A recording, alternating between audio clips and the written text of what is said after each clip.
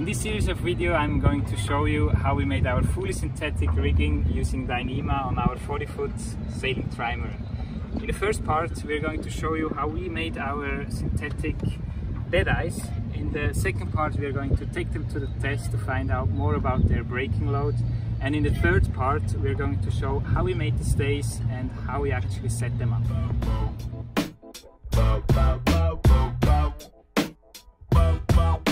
I would like to show how we made our Deadeyes for our synthetic rigging. We have these toggles that will be connected to our chain plates, a loop of Dynema and a thimble that we will use to get the lashings for our rigging.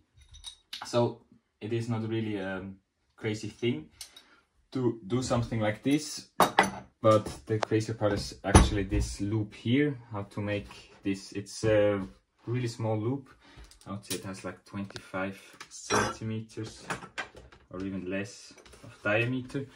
So this is a really narrow splice to do, and I found this on YouTube actually, how to do it. So you can see this video, I'll put it in the link, but I would just like to show how I do it.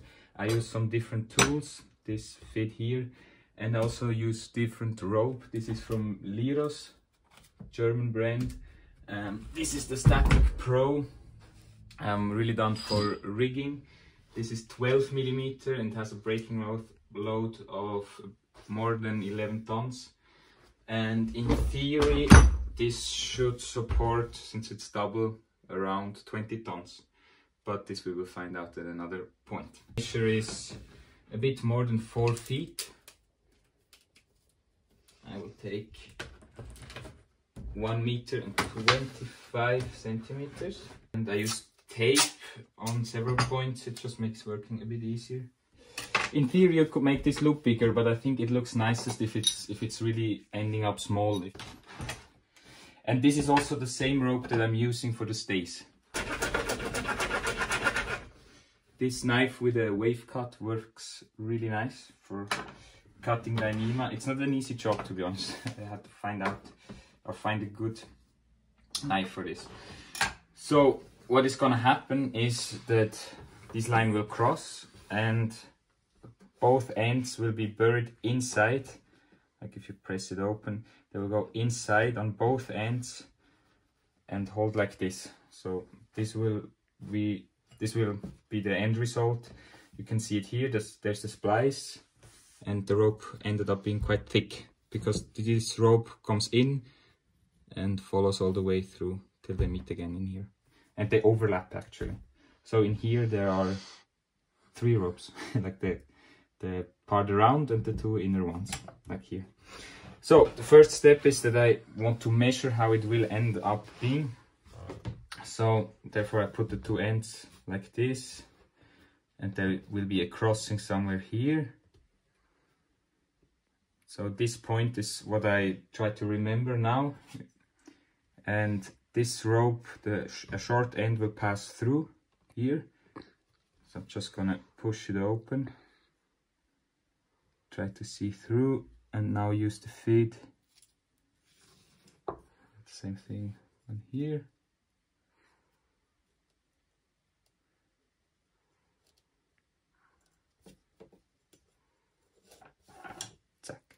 So now what I can check is that on both sides there are the same amount of brains.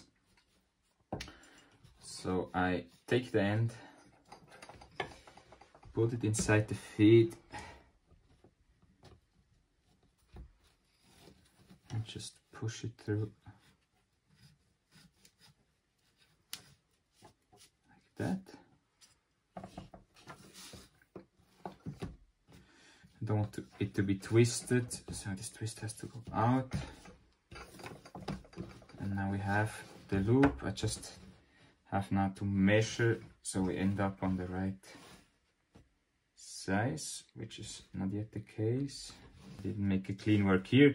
That's actually excellent that this happened. So you see this is longer than this one.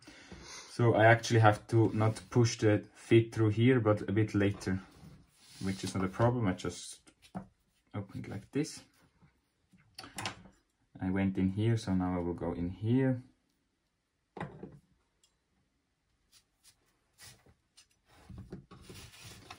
Now it should be more symmetrical, the whole thing. Get it in a little bit.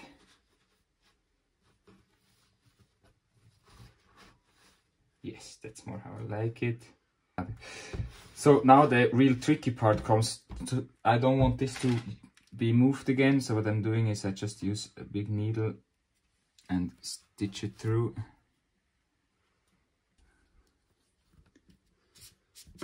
So this will save it. Now I will take this strand here, this one I'm leaving alone.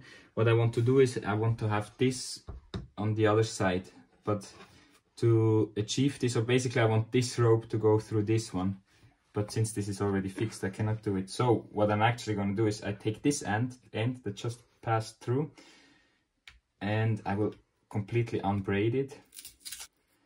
So the easiest way to unbraid it I found is just putting my finger in and getting all the strands loose. And you can see with Liros, these are always, like, I will always talk about this as being one braid, even though it consists of 3 smaller ones.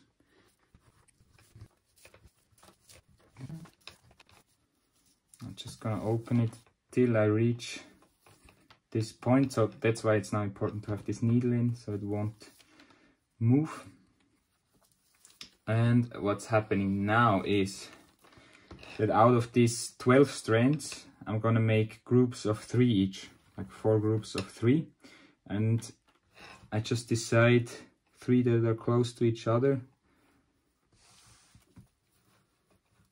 And sometimes it always works out nicely, even though it looks like you have no plan at all, it will turn out nicely. So I select these 3 strands now. Just put this on the side so you can see it. These 3 strands, and what I'm gonna do is braid them in a different style than it was before. So I'm considering this now the middle one. I'm putting the left over it, and then this is the new middle one. I'm putting the right over it. This is the new middle. Putting the left over it. Right. Like, left. it's like braiding hair. Yeah. Exactly the same thing. And it doesn't have to be really tight. You want to try to put always the same amount of pressure on it, but it doesn't have to be tight.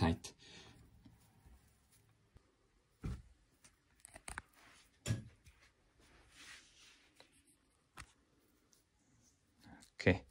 So the end, obviously, it just runs out like this, but it won't matter even if it opens a bit. What I'm doing now is I'm milking it. So I want to make it as smooth as somehow possible.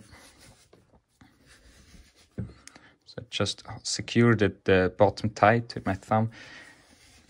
I'm going to stretch it out like this until it will be flat. It won't be like a round rope, but it won't matter. So that's the first of the 4 strands I'm going to do. Now I'm selecting the 3 next ones and do exactly the same.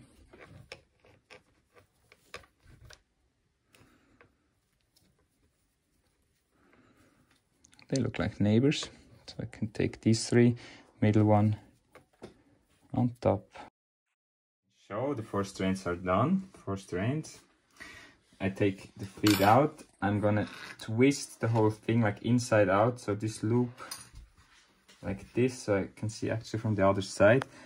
And what I'm gonna do is I take 2 strands on each side and I check just on the back how it will look like. This is what you will see outside of the splice. So this has to be aligned nicely, not only for aesthetics but also for statics. And what you do here is you want to have a good pressure on it. So this has to be tight. And what you're doing is you're taking 1 in from the bottom left. Now I put the bottom right on top of it, and they will like hug around the rope, and I will put a lot of pressure on this as tight as I can make it. And now, as you can see, there's a new bottom left and a new bottom right. And I'm going to do exactly the same thing on top of it, the left and the right. And this is going to give me a new braid. Again, bottom left and bottom right on top of it. I have to leave my thumbs here to keep the pressure. I'm going to put on top and next one on top. So now you can see the braid starting, and from the other side how it hugs around the rope. Top. This is a difference in the technique than I saw from Rigging Doctor, the video I use as a base for this. He changes the braid. I don't. I just keep on going with this braid. I don't really see an advantage of changing it. Okay. And the end can look a bit funky like this, doesn't matter much. Now I'm gonna do the same thing as I did before. I'm gonna milk it out, stretch it. Is this really the term, milk it out? Imagine you would do the same with a cow. Like here in Switzerland we call this milking. I don't think this is really an expression. This is how you would put the titty of the cow. Choop. So, and the end here looks super funky now, which may looks horrible, but it actually doesn't matter much. I'm gonna use tape again for this not to open. I'll try to hold it together as tightly as I can. And really wrap it in here. And actually this ending is nicer to work with than this ending here.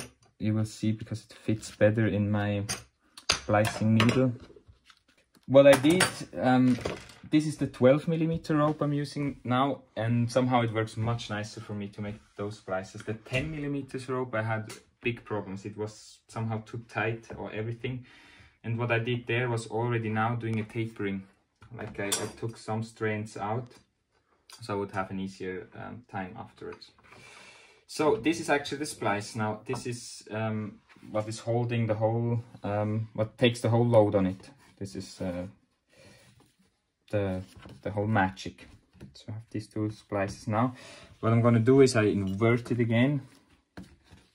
So I have this out, and what now has to happen is that those two ends are buried inside the rope. For this I'm going to measure out where is half. This will be here. Like divide the whole loop into two. Put a needle in it, and now I'm going to start with this one. And to bury it, I don't choose the spot here, like, because it should make a slow curve of going inside. So I give it maybe a centimeter or two, and then I look again for a good hole. What sometimes helps here is a needle like this, just to open the way. Now I'm inside. I can push everything a bit to the side. Go in with my feed. And here it's really a way of feeling it, maybe turning it around sometimes, just not to get hooked onto a strand. And before I buried it completely, I will put again the end in it. So, to help me push it through, I'm gonna just tape it to the feed. Continue here. Take the needle out. Just try to remember the place I marked. I come out here again. And I'm gonna bury the whole thing in. Zack. So this is now inside. Can open the tape again. The magic. That's cool, no? Yeah. And I'm gonna invert it again. It's much nicer if you always work with the outside. Gonna find a good spot here to enter again. Not too close, but I would like to go in somewhere here. Needle. The same thing with the feed. putting again this end into the feed. These feeds are also from Liros. I ordered them together with the ropes. And it's fun to have like one needle for different sizes of diameter of rope. And what you can see here, for example, this is a 10mm feed, but they said you can use it up to 14mm of diameter of rope. But what happens is you get this little like a step, and it doesn't fit perfectly. It doesn't fit perfectly, but what I'm gonna do is I'm just gonna put the tape on here, and now it will go in smoothly. And now I'm gonna go out of the splice more or less on the opposite side where this one came out. This is also a difference. I saw in the rigging doctor's video, he comes out actually on the inside here. I just find this really hard, and that's why I'm doing it on the outside. It won't matter because the rope will, as you see in the next step, go in again. So what we have now is the splice and both ends halfway buried into the loop. And what's happening next is that we completely bury these ends. So this end will go into this direction, the other one vice versa. And in theory you could put it obviously all through in once, but practically this doesn't work because you cannot make this bend. So again, it's the one that is outside working on. Now the trickiest part of the splice will come, or the nastiest, because here there will be, or in this whole part will be 3 ropes in total. So these 2 will be covered inside. So this is really tight. Again, with the 10mm rope it works not so nice. Much better with this one. I'm using again this needle to find my way. And I'm going again like halfway where the splice and where the exit point is. So somewhere here. So in total it will go 3/4 of the way. And trying to find a good spot to enter here.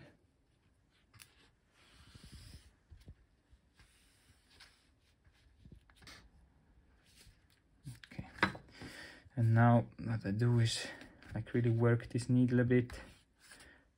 So here we can see inside the opening to the other side. This is the this rope here. So it's all super tight. Going in with the feed. And I think the most common error I made here is using force, so just pressing it in. And maybe you will bring in the needle, but it will be then impossible to bring in the rope itself. So it is worth investing some time here and really finding a good passage, not a good passage. And not like a sailing passage. We all like good passages. That's true. Even the ropes. So sometimes I'm using the smaller needle just to like prepare the way.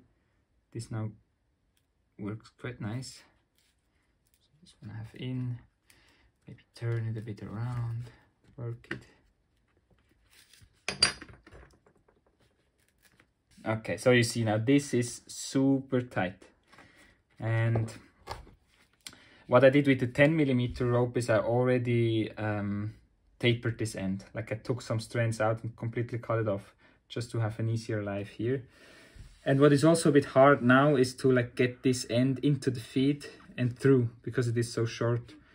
So I really push the needle to the max, and then I can at the moment only put the front end in it and the back end only once I push the needle more in. And I'm using tape again, cheating a bit, just to make this end smooth. Starting to pull and at the same time bringing this into the feed.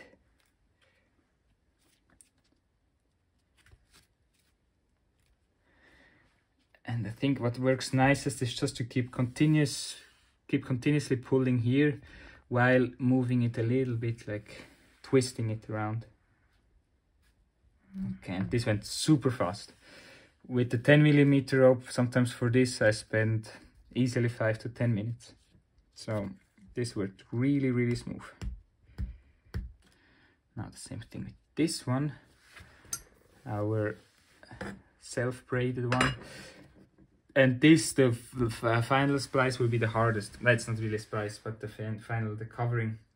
Because here we already have 3 ropes in total. So to find a good spot here can be hard. I again invert it and lay it down in a way so I can work on it. And I have to go in with the feet here. But what I do is I first come from the other side just to have an easier access point there. It's really easy with this needle too. But now I feel some resistance around here. And what you can do then is just open it here and check what's happening. Here you can see I just hit the strand. So then I'm changing the angle a bit.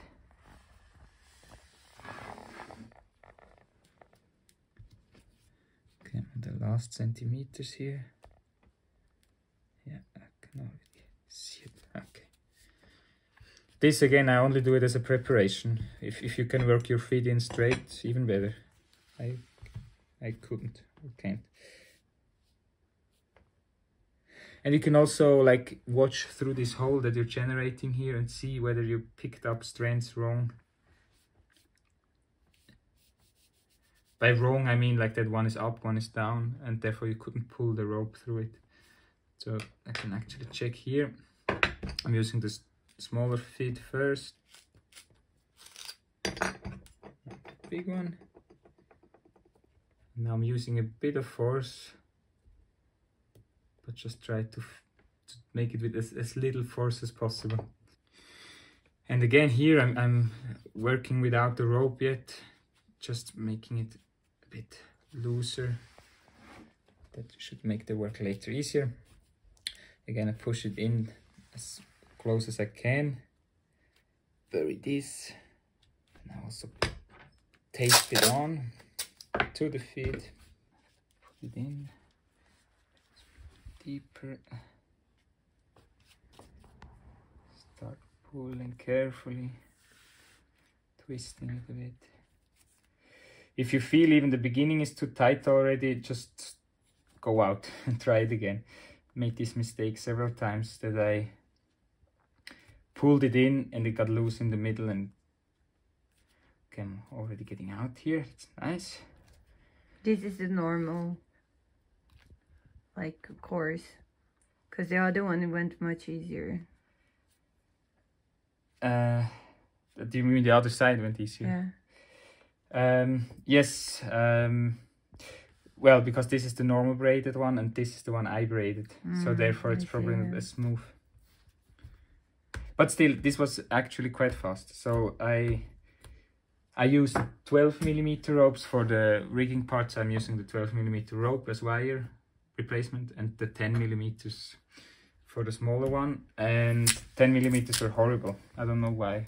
Just a combination of rope and my needles probably are not that nice. Okay, so that's nearly our loop already.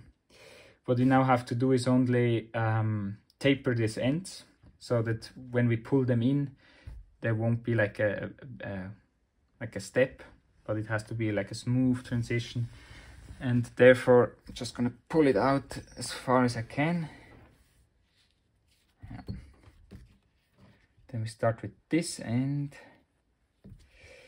Usually you should make this tapering over a much bigger distance, but since we don't have much space in this splice, we do it over only like 10 centimeters or so.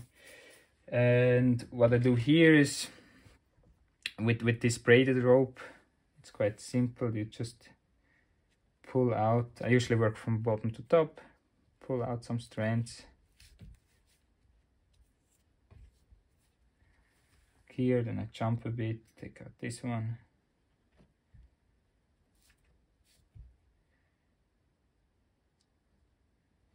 The next one, this one. Check. So we want this, in the end there will only be one rope, and just the smoother this is, the better. So now let me start cutting. I can start here. It's hard to cut, it's a strong rope, so I'm happy Not for easier this. with the knife? The problem with the knife is if I cut it like this, that the end will get completely loose, not nicely. So for me at least, the scissors work much better.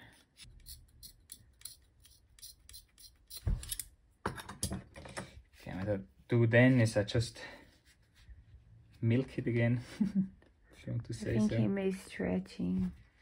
Yeah, it's not really stretching, it's more like flattening. Yeah. I just try to feel that it gets like a funnel from thick to thinner and thinner. So here I still have a gap, like when I go over it. Here I also feel one. You could make this a bit more systematically than I do, I agree, but I think the end result will be the same.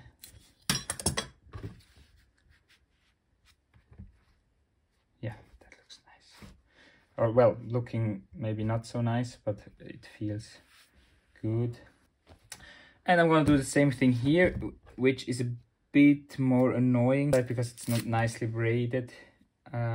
So you just have to pull out a bit from different angles and hope you're getting what you want. All the tape is gone. Now our 4 strands that we see, and I don't cut the whole strand, but I only cut each or like some small strand out of it. So again, it's a smoother transition. So we are nearly there. Both ends are tapered. Now it's time for the magic to happen. I'm gonna milk this out. So what I'm doing is, here's the splice. I'm gonna like push this towards the outside and then do the same from here. This is where we came out before. Just gonna bend it like this, bend it like that. And you see, while I'm working this, those ends will get inside the cover or the sleeve. And again, on this 12mm Dynema, this works super nicely. With the 10mm Dynema, on the other hand, this is a job that took me 15 minutes at least, and a lot of force. And here it is really easy.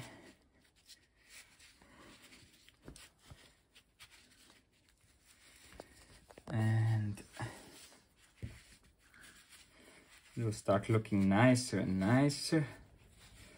And you want to stretch it so much that it doesn't stretch more afterwards. And basically that you cannot feel, like now I feel at some parts, like here, the rope is still loose. You want to have it all super tight. Okay, so this is it. In theory, should hold around 20 tons. Important thought for the end, that you get something like this. I'm using these timbals that are like sailmaker timbals. They're a bit nicer, and I got first 2 small ones. This is a 12mm timbal that I thought is quite smart, since it's a 12mm rope. But the trick is, after this splice, the rope is not 12mm anymore, but more like 20. So I got bigger timbals, and the nice thing about this is also, the bigger it is, the bigger is this radius, the more the force is distributed. And also for the lashings, you have much more space to work with and should have less friction. And on the bottom, I'm still using the 12mm. You see it fits in. It's like not perfect fit, but together with the toggle, it will be nice and secure. There's no chance of it falling out. And what I did here is more like decoration. It if you have it like this and put tension on it, it just doesn't look that nice, right? It looks much nicer if it's put together. This is normal rope. Maybe I have to do it with Dynema. This I will find out as soon as I put it on the boat. But otherwise, this is the final setup. Like once you have this loop, it's really not a big mystery. Prodotto finale. Ta-da!